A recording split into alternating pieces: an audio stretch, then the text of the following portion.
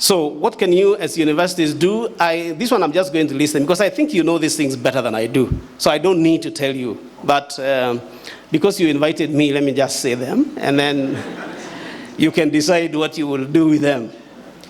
Number one, I think we could invest in training educators on modern student-centered teaching techniques. I've just mentioned those and how transformative that happened in one of the universities in this country, in this region. Number two, we equip faculty with digital tools, coaching skills, and assessment methods that support personalized learning.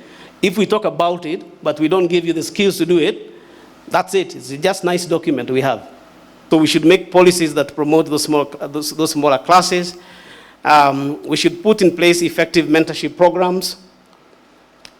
We should create a culture of care that recognizes student well-being as a priority. Mental health, for example, these are things that we don't usually think about in our part of the world. We think everybody is like everybody else.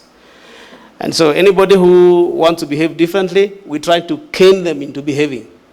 We encourage peer and stakeholder engagement so that it is not only the students we are focusing on, we are also focusing on us as teachers. And we have a peer exchange system that helps us to know how we can strengthen each other to become better teachers.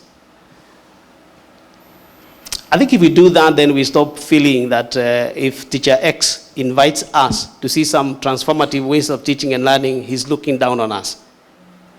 They are trying to suggest that we are incompetent and they are more competent than us. Then we start seeing it, actually they are saying, I have some skills, a bit like the sharing that Prof. Good was talking about.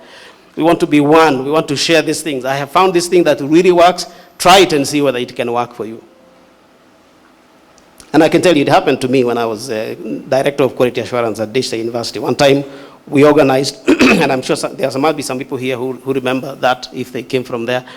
We organized a meeting. That meeting was to pedagogical training for teachers, and some of the guys said, no, I'm a Bachelor of Education. I have a degree in education, and I have been teaching here for a long time. I don't need that. And we said, fine. If you don't need it, that's okay. Let those who need it come. And they came, and I think after that, there was such transformation in their classrooms. They began telling each other just how beneficial they have found it out.